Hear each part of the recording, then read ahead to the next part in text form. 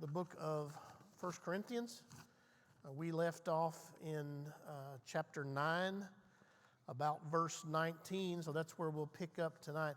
I've got two different things for you tonight. One is your normal Bible study sheet, and one is a little packet on the Isthmian Games. That's hard to say, Isthmian Games. So hopefully you picked up both of those. Spared no expense, full color for you tonight. So hopefully you were able to pick that up on the way in. And we're going to pick up where we left off last week, where Paul is talking about in tonight's lesson. He's going to be talking about becoming all things to all men, that he might reach some for Christ. That kind of becomes his strategy. He last week talked about surrendering his rights for the gospel of Christ. He said, I had rights to receive a salary, for ministry, but I chose to forego that. And he goes into great detail about, I could have brought a wife along. I could have, taken money from you. I could have done all these things, but I chose not to for the gospel's sake. And here he's going to, in these verses we're going to look at tonight, he kind of elaborates on that a little bit more and said, look, I've tried to become whoever I'm trying to reach, become one of them, to go, not to study about the culture of these people, but to become part of the culture of these people. And so he lays down a great strategy when it comes to missions, evangelism, witnessing. A great strategy here to become all things to all people. So that's what we're going to look at tonight. All right, I'm in verse 19 of chapter 9. Paul says, For though I am free from all men, I have made myself a servant to all, that I might win the more. To the Jews I became as a Jew, that I might win Jews. To those who are under the law, as under the law, that I might win those who are under the law. To those who are without the law, as without the law, not being without the law toward God, but under law toward Christ, that I might win those who are without the law. In other words, he's saying, to the Jews I became as a Jew. To the Gentiles I became as a Gentile, so that I could relate to these people and reach them with the gospel. That's basically what he's saying. Verse 22, to the weak I became as weak, that I might win the weak. I have become all things to all men, that I might by all means save some. This I do for the gospel's sake, that I may be partaker of it with you. All right, so let's back up and talk a little bit about this. So Paul explains in these verses that though he's free, and he made that case chapter or two ago, I'm free because of the gospel, but the very nature of the gospel obligates him to all men. So Paul explains in these verses that though he is free, the very nature of the gospel obligated him to all men. He's like, yeah, I'm free in Christ, but because of the gospel, because of the nature of the gospel, I'm indebted to the gospel. I'm a debtor of the gospel, and because of that, I'm obligated to all men to share the good news of Jesus with them. He's a steward. He considers himself a steward of the gospel. So he says, I've become all things to all men, that I might reach some. To the Jews I've become as a Jew. To the Gentiles I've become as a Gentile. So his mission strategy is that the gospel determines his conduct. In other words, it's the gospel. What I must do to reach these people with the gospel, that determines my conduct. Am I going to Corinth? Will my taking a salary somehow be a stumbling block to these people hearing and receiving the gospel? Then I won't take a salary at all. Am I going to try to reach Jews, and me eating pork, is that somehow going to offend these people and me not be able to reach them with the gospel? Then I won't eat pork. Am I going to try to reach Gentiles and who are steeped in idolatry and they struggle over meat offered to idols? If that's the case, I won't eat meat at all. But whatever the case may be, he said, I've become all things to all people. So the gospel, in an attempt to reach people with the gospel, that determines what his conduct is going to be. And I think that's interesting. In our world, in our society, we look for, what do I want? What makes me comfortable? What meets my needs? Paul doesn't say any of those things shape his conduct. It's, what do I need to do to reach these people with the gospel? So it's a completely different way of looking at things. So Paul says to those without the law, and we said that's the Gentiles he's talking about, I became as one without the law. And to those under the law, and there he's talking about Jews, I became as one under the law. So give me an example of each give me an example of where Paul became as one under the law.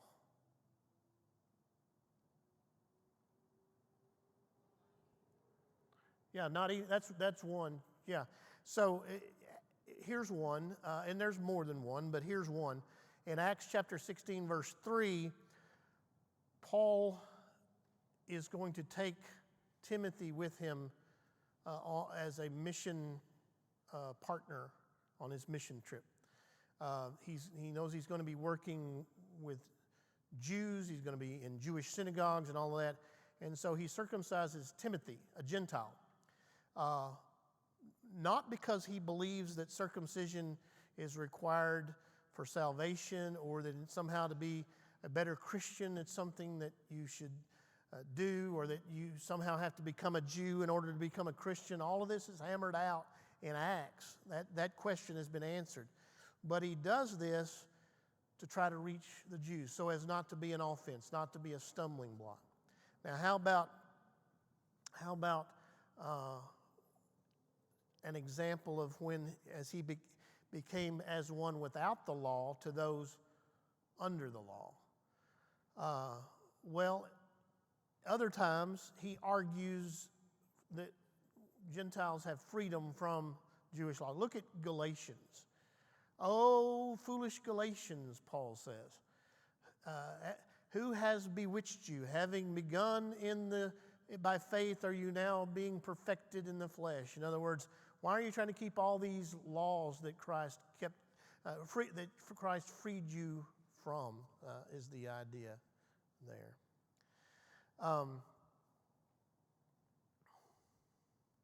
So Paul didn't just learn about culture.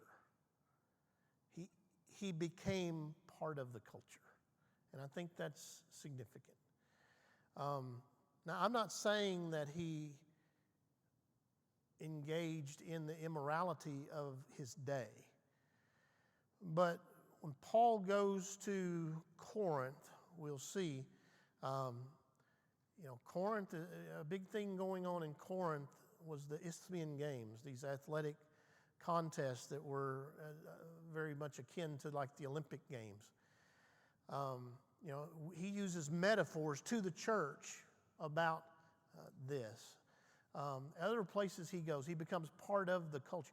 And so I think that's significant. Like, if we're going to reach people, like, we can't just learn about the culture. So, for instance, Landon's in Germany. Now, I got to be careful what I say because this is going on Facebook. Okay. Landon is doing missions to a group of people who, many of them never heard the gospel before. Refugee people, all right? It's not enough for him just to learn the language and learn about the culture. Like, he has to immerse himself in that culture. Like he lives in the neighborhood. He doesn't live in the high rent district, of his town. Like he lives in the slum area, like to be amongst the people he's trying to reach. And like his team is working with at the soccer matches there, like doing evangelism at the soccer matches. Landon's, he likes college football. I mean, he's not a soccer fan, but he told me the other day, he said, I bought me a Germany jersey, and he's been watching the games, and you have to immerse yourself in that culture. Do what? Camouflage, that's right. Jesus reached us with the gospel. And how did he reach us with the good news? He reached us by becoming one of us. Jesus reached us by becoming one of us. I got to tell you, this is the coolest thing. So here's a little trivia about Brother Mark that you might not know. I like sports video games, like Madden or NBA 2K or whatever. That's, please don't call me a gamer. I don't really like to be called a gamer, but I like sports video games. Have since I was a teenager. All right, so there's a college football game coming out that it's been like 11 years since they've put one out because there was legalities and all that. And so like on the internet, like there's all these videos about, what it's going to be like and different reviews and previews and all this, and different YouTube people, they'll get on there and they'll say, well, I played the game and this is what I think and blah, blah, blah, blah, blah. So I'm watching this one because I'm interested in the game, and it's about a 10 or 15 minute video. But, Lisa's cooking breakfast or something, and I sit down and I've turned on YouTube this guy and I'm watching this video. And he goes through the whole deal, like 10 or 15 minutes worth of, and he's going through the different plays, and this is the gameplay, and this is the presentation, blah, blah. It's just a standard video game video, all right? He gets to the end, like 5 minutes to the end. He says, hey, now I appreciate y'all watching. I got to tell you something that's really important to me. And I'm thinking, what? He's going to ask for money? What is he going to do? And he goes, I just want you to know that I'm a Christian and Jesus Christ changed my life. And he goes into his testimony and a gospel presentation right there. And I said, that is cool. That is, because he had these people, like you don't tune into that thinking, oh, this is a Christian video. I mean, lost people don't generally tune into something going, oh, well, this person's going to share the gospel, unless they're already ready to get saved. But you tune in because you're interested in what he's talking about, video games.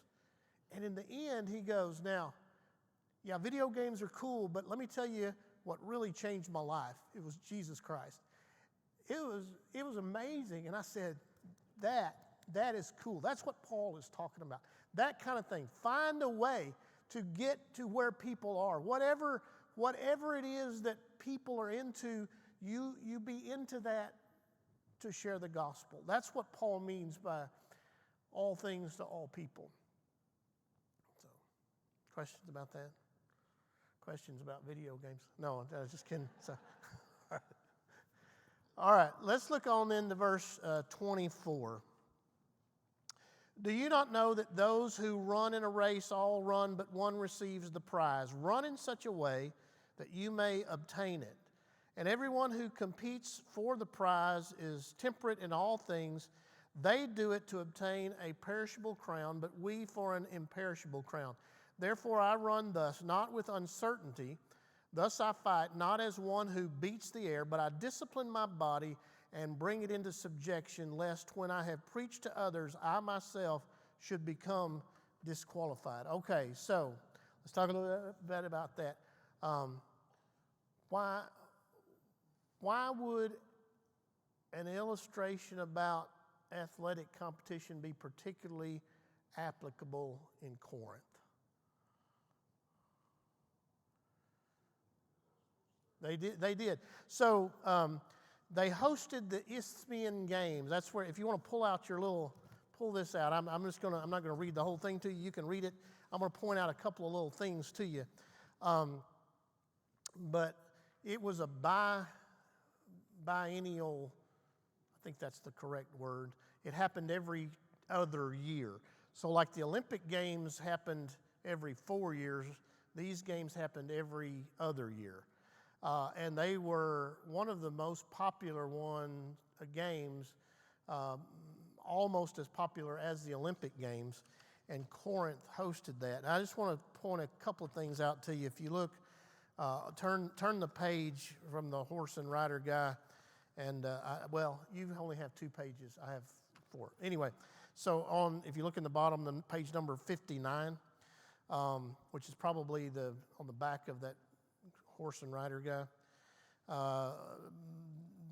Down in the second paragraph, about part of the way through, he says each athlete offered his very best to the gods. Now, that's kind of significant when you read about Paul saying that I run in such a way to win. That Paul here is saying that, I live my life to offer my very best to Jesus Christ, not to the false gods, but to Jesus Christ. Then if you look at the beginning of that third paragraph, he says, the author of this article says, the festival at Isthmia may have been the most popular of the games. I thought that was interesting. He thinks maybe even more so than the Olympic Games. I don't know if that is, I'm not sure that's completely accurate, but they were very popular. And then look at the first full paragraph on the next column. I just thought this was really interesting. When time came for the Isthmian Games in the spring of the designated years, competitors and thousands of spectators gathered from cities and colonies all over the Mediterranean world, from Alexandria to Asia Minor to Spain. Only men could compete. Of the major games, Isthmia alone allowed non-Greeks to compete. Now that was probably significant. I thought this was kind of interesting. The festival had the look and feel of a carnival. Vendors sold everything from refreshments to souvenirs to offerings for the gods. Street performers offered musical, theatrical, artistic, and poetic entertainment. It sounds like it'd be a fun thing to go to, really. I mean, if I were Paul, I probably would have taken in the evening and gone to the games. It sounds fun. Then if you turn the page to page 60, a little paragraph, second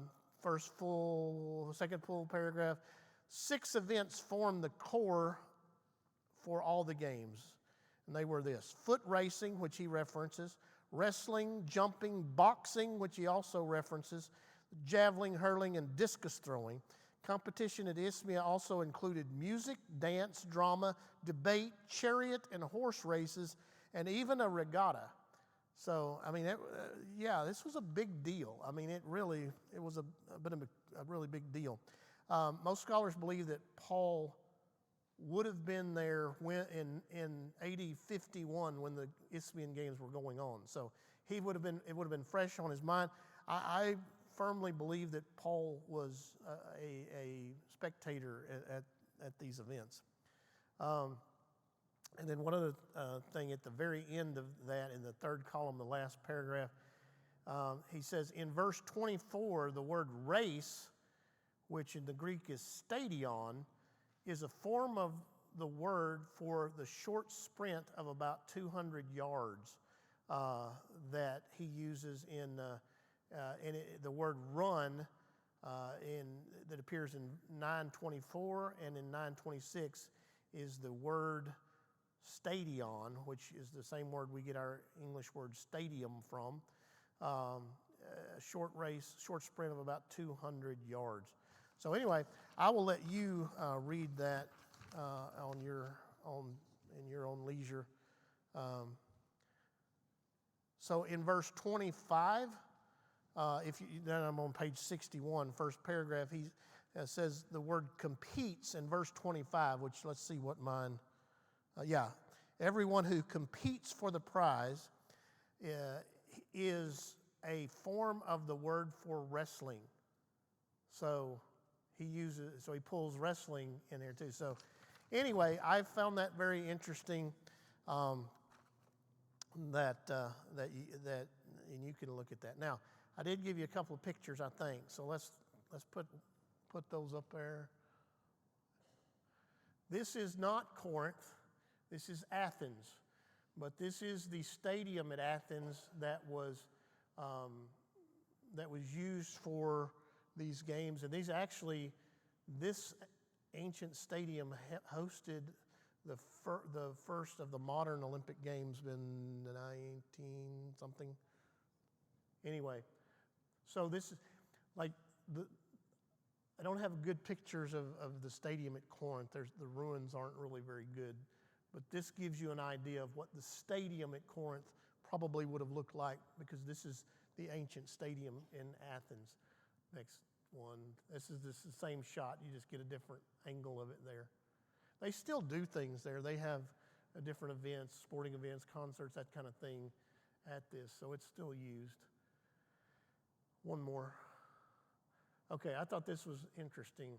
This is at Ephesus, which, if I'm not mistaken, we said Paul was at Ephesus. Didn't we say he was at Ephesus when he wrote Corinth? Is that what we said? I think. I've slept since then, but I think that's right. Anyone want to take a guess what this is? Not you. And not you. Not you and not you.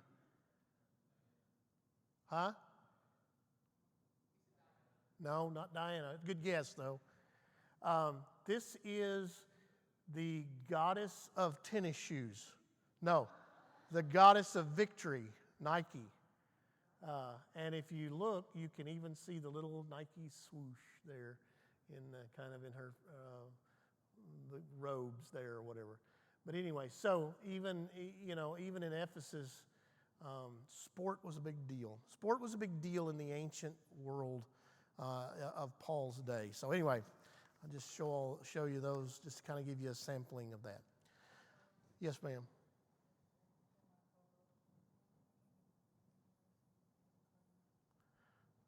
Come again with that. You're all right.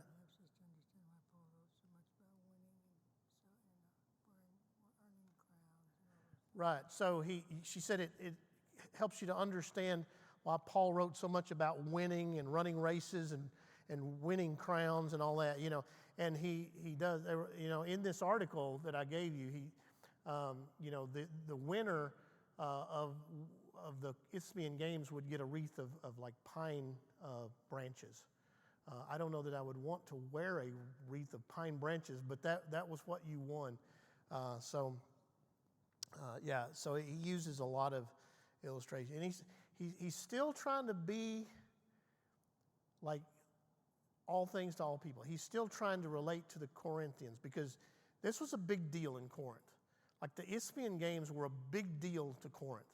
So he's trying to relate to them in something that they can relate to and understand, and say, look, just like in those athletic games, you need to train hard and live for the purpose, not of winning, a pine cone wreath, but of an imperishable crown in Jesus.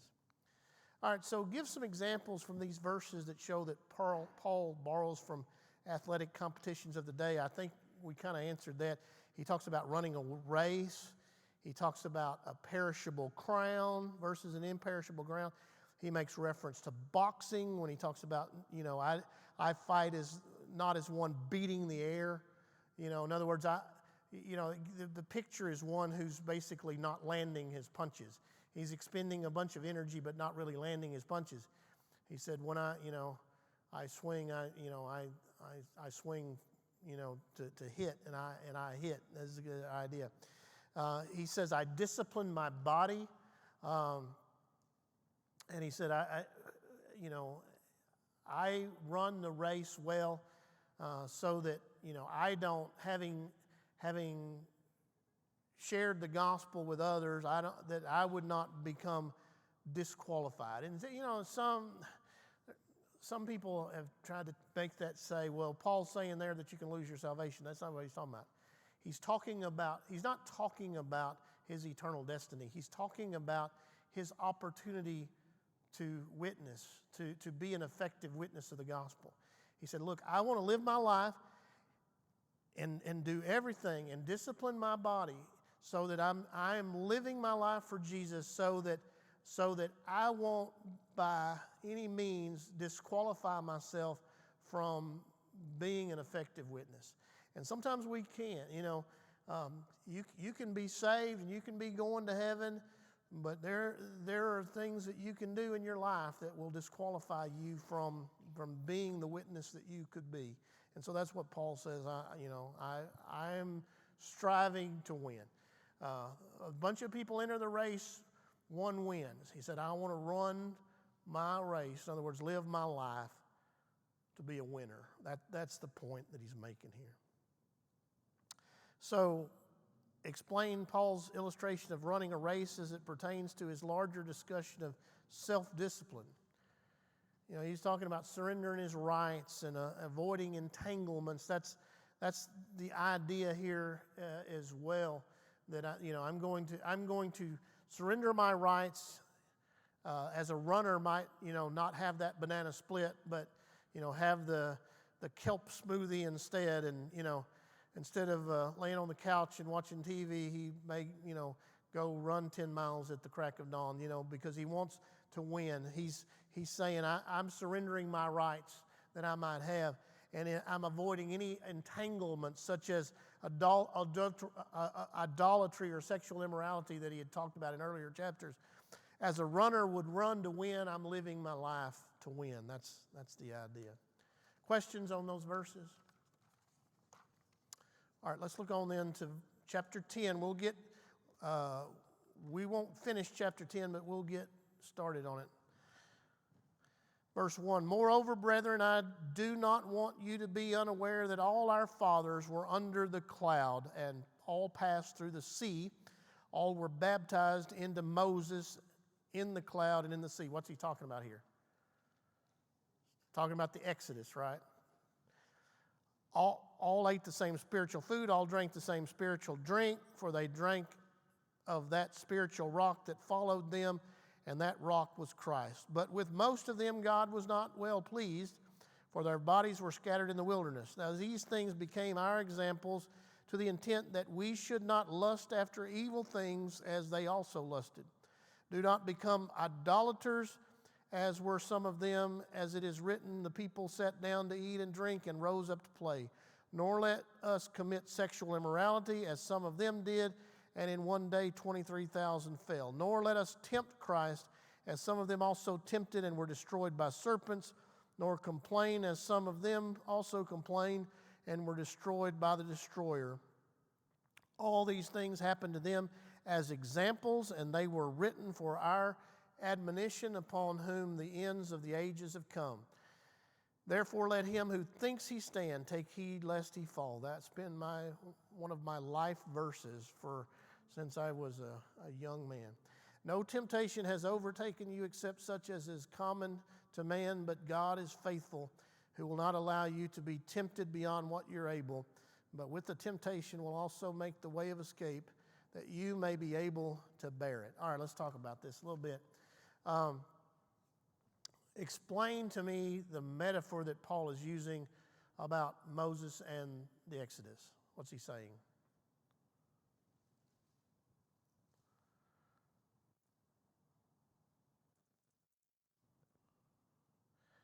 So he says this is an example to us, basically, of what not to do. But basically he's saying that even though all Israel left Egypt, most of Israel was displeasing to God. In other words, just because they walked out of Egypt and crossed the Red Sea on dry ground and ate the manna, that didn't mean that they were pleasing to God. And so, as Christians, we should strive to live a life well-pleasing to God. Because just as not everyone who left Egypt and crossed the Red Sea and ate the manna and drank the water from the rock was pleasing to God. not everyone who calls himself a Christian is pleasing to God. So we as Christians should live a life striving to please God. He says these Old Testament stories are given as examples to New Testament Christians. So, here Paul makes a point of saying that, the Old Testament is still relevant to us. It's still important to us because the Old Testament stories are examples to us. Now, I just pull a couple of things out. It's all an illustration. He's using this story of Moses as an illustration of what we as believers should be. But I just want to pull a couple of things out to make sure that you understand what he's talking about here. And one phrase that he uses is that they all of the Israelites were baptized into Moses. So what does he mean by that?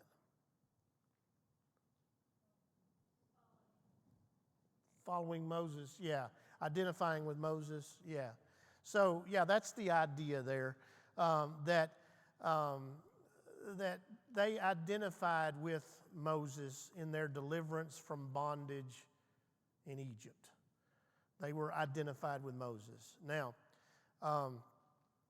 as Christians, we're not identifying with Moses for our deliverance from Egypt. We're identifying with Christ for deliverance from the bondage of sin. So that's the idea there.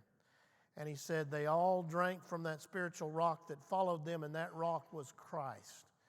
Okay, I do not believe, and maybe there are some that take this extremely literal. I'm not one who would do that. I do not believe that what Paul is trying to say is that Christ was literally the rock that they drank from. I think he's using it as an illustration to say that yes, they got water from a rock, but it wasn't the rock that provided sustenance to them. It was God who followed them around and provided, or Christ, we might say. And so, as for Christians, that same God, that same Christ, that same rock, if you will, provides sustenance for us. And just as imperative as it was for the Israelites, that water, that rock was the only source of water they had. That rock was the difference between life and death. So as Christians, Jesus has to be that source, the difference between life and death, spiritual life and spiritual death. Questions on that? Paul sometimes gets wordy. I love it. It's one of Peter's letters. He says, some of Paul's writings are hard to understand. I want to go, amen. So, Paul does get a little bit wordy sometimes, but hopefully that makes sense. Now, Paul in 12, he said, let him who thinks he stand take heed lest he fall. What does he mean here?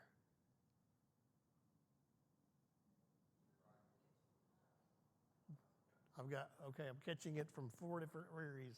Yes? Don't get overly proud. Okay, so that's the idea, is that rather than a prideful sense of self-righteousness, believers should remain constantly on guard to withstand temptation.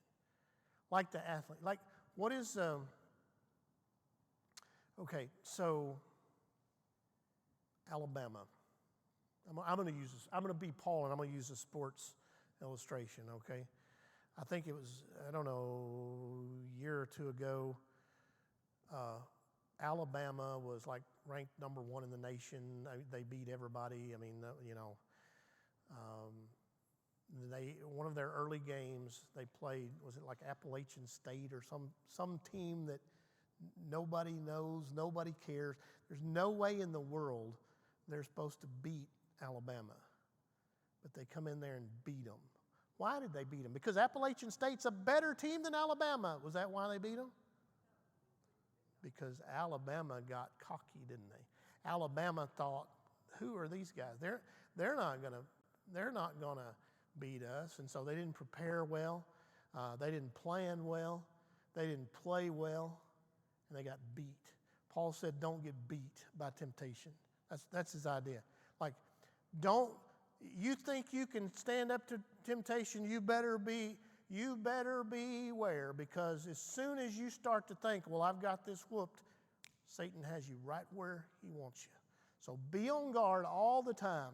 Always be a little bit scared. Be a little bit on edge. And always strive for perfection. There is no one who is above temptation, and there is no one above the ability to fall. People, they kill me. They'll see someone in some moral failure, and they'll say, "Well, I just can't believe he would do that. I would never do that." Ooh, don't say that. You know what I have learned about humanity? We are capable of just about anything put in the right circumstances and situation. So when you see your brother or your sister fall, you better help to pick them up instead of make fun of them because they're down, because it very well may be you down there next time. That's kind of Paul's deal there. So what's the point that Paul is making with the Exodus illustration in regards to the Corinthian situation? Basically, not all who left Egypt could actually be described as God's people, is what he's trying to say. So this is a warning to believers to strive to please God daily. And in it, he makes references to idolatry and to sexual immorality that he's been talking about in chapters previous. So he's tying it all together. Remember, there was questions over meat offered to idols. There was questions over sexual immorality in the church. And so he's tying it all back together. Live your life in such a way to be a winner in the things of God. That's what he's saying there. Questions on those verses? All right, I'll give you a couple little application questions. These are all kind of not directly things that have happened to me, but sort of, and similar type things, and things that we're gonna take these case studies, if you will, and we're going to apply Paul's teaching in these verses to these situations. All right. So here's the first one. You're on a mission strategy planning team for your church, and you learn that the Old Hippies Never Die road rally to Woodstock will be going through your town next summer. Sounds like a happening thing, doesn't it? So what are some suggestions you might offer your church based on Paul's missionary strategy of 1 Corinthians chapter 9? Yeah. Well, there you go. I mean, what we're probably not going to do is stand on the street corner holding signs that say, "All hippies have their place in the lake of fire." I mean, that's probably not going to endear anyone to you or win anybody to Jesus. So, what might we do? I think this is a wonderful opportunity, something like this, to think outside of the box a little bit. Let's show up and greet them wearing tie-dyed T-shirts. Why not? Let's have an event, and the music we have playing in the background. Let's play some from Bob Dylan's gospel album. I mean, why not? What are you going to say to these people? If you have an opportunity to speak at a dinner or whatever you're going to do, maybe you say something like, "Hey, the message that you stand for, the message that you ride for, of peace and love, 2,000, it didn't originate in 1960. 2,000 years ago, Jesus Christ came preaching a message of peace and love as well. And his brand of peace and love didn't just come meaning peace between fellow man, but peace between God and man, and spin off of that into sharing the gospel. I thought about this, and I thought, negative stereotypes of the whole hippie movement. Certainly, there was excesses in that. I don't think that you hand out free acid tabs. I don't think we're talking about that. But I got to thinking about Jesus and the kind of people that Jesus reached out to. If Jesus had have been doing his ministry in the 60s instead of AD 30, who are the people he probably would have reached out to first? It probably wouldn't have been the religious folk, because he didn't reach out to the religious folk of his day. Who did he reach out to? Tax collectors and fishermen, the outcast of society. I thought a lot about that. And I thought, maybe, just maybe, if Jesus had have been doing his ministry in the 60s, maybe he wouldn't have walked everywhere he went. Maybe he would have driven a VW bus. I'm not trying to be sacrilegious. Don't take it that way, or irreverent. I don't mean it that way at all. I mean that we need to see people as God sees people. And get rid of the stereotypes and the judgmental attitudes and love people as Jesus loved people. And instead of every time we see somebody that's different than us, looking down our nose with some judgmental attitude and say, there's a person that Jesus died for. What can I do to reach them with the gospel? Because that's what Paul did, and that's what he's talking about here. Now, if I'm not careful, I'll start preaching in a minute, so we're going to move on to the next question. All right, here's the next one. Your friend claims to be a Christian, yet she confides in you, I never really saw much point in spiritual disciplines. After all, I'm free in Christ. How would you respond based on what Paul has taught us in these verses?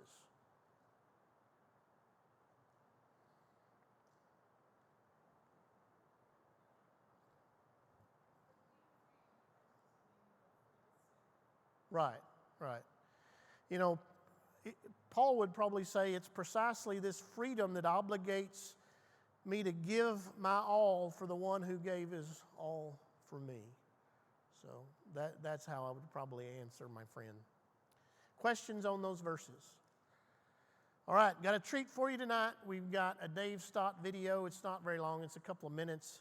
And he's going to talk about a little bit about some of the Isthmian